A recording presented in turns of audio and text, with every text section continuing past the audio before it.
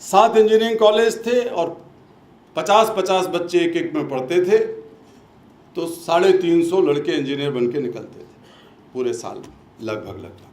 उनमें से हम लोग भी थे, हम दोनों, इतने कम। लेकिन जिस वक्त मैंने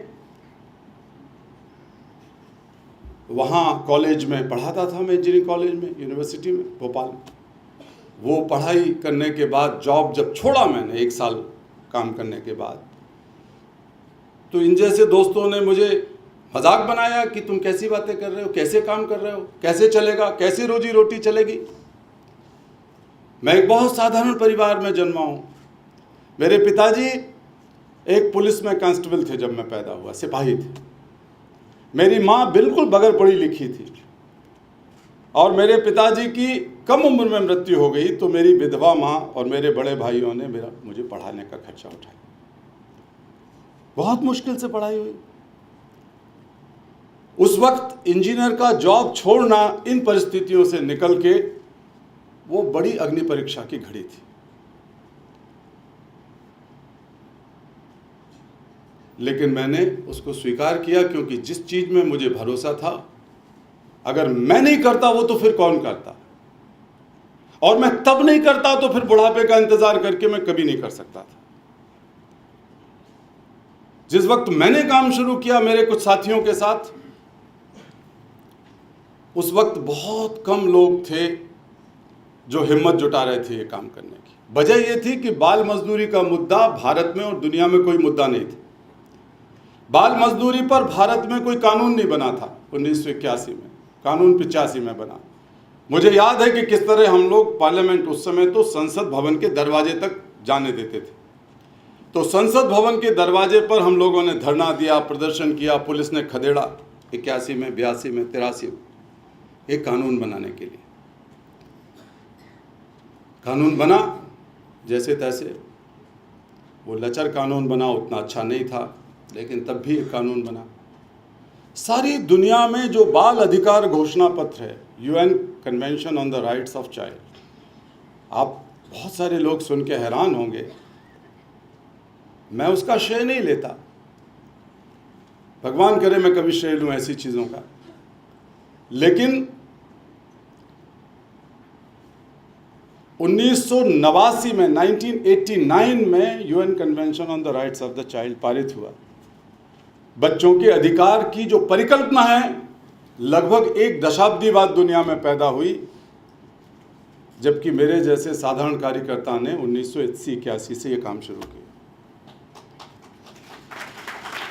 सारी दुनिया में, अभी आप लोगों ने अंग्रेजी में लिखा या शायद हिंदी वाले में लिखा, बंधुआ बाल मजदूरी, बच्चों से वेश्यावृत्ति कराना, बच्चों का इस्तेमाल करना खराब हालत के उद्योगों में, बच्चों को बाल सैनिक बनाना, इस सब के खिलाफ दुनिया में कोई कानून नहीं था 1999 तक।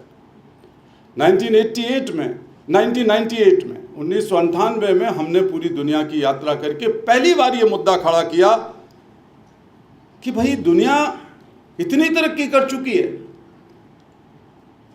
हम नई शताब्दी के बाद नई सहस्त्राब्दी में प्रवेश करने वाले हैं, लेकिन संसार में इन मुद्दों पर कोई कानून नहीं है।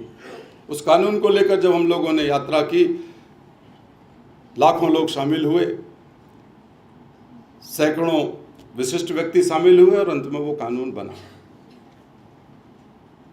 तो बहुत सारी चीजें हुई हैं दुनिया में, लेकिन अभी भी हमारे सामने चुनौतियां बाकी हैं। अभी सारी दुनिया में 17 करोड़ के लगभग बच्चे बाल मजदूरी करते हैं और 20 करोड़ वयस्क लोग बेरोजगार हैं। हमेशा मैं ये सवाल खड़ा करता रहा कि अगर दुनिया में इतने सारे या भारत में इतने सारे बच्चे मजदूरी करते हैं तो इसका मतलब रोजगार धंधे उपलब्ध थे। खेत खलिहानों में, खदानों में, घरों में, कारखानों में इतने रोजगार ना होते तो बच्चों को रोजगार कैसे मिलता। और अध्ययनों से पता लगा कि ज्यादातर बच्चे उन माँ बाप के बच्चे हैं जिन माँ बाप को एक साल में 100 दिन भी रोजगार नहीं मिलता। तो ये दुष्चक्र है पूरा का पूरा कि माँ बाप बेरोजगार रह रहे हैं, बच्चों को प्राथमिकता के आधार पर काम पे लगाया जा रहा है। तो ये कैसे होगा? हम अच्छी तरीके से जानते हैं कि आज जिस दुनिया में हम प्रवेश कर रहे हैं वो दुनिया बदल चुकी है। एक ज़माना था जब जिसके पास ज़मीन हुआ करती थी वो बहुत ताकतवर हुआ करता था, जिसके पास बंदूक हुआ करती थी वो बहुत ताकतवर होता था, जिसके पास सत्ता हुआ करती थी वो बहुत ताकतवर होता था, पदों वाले ताकतवर होते थे। लेकिन अब सूचना और ज्ञान की ताकत सबसे बड़ी ताकत है। जिसके पास जो ताकत है दुनिया में वही सबसे ताकतवर है। अमेरिका इसलिए राज नहीं कर रहा सारी दुनिया पर या अपना प्रभुत्व नहीं दिखाता कई जगह पर, क्योंकि उनके पास बहुत सारे हथियार हैं। ये सच है, हथियार है, लेकिन जो most sophisticated and most advance knowledge है that is capitalized by certain people and certain countries.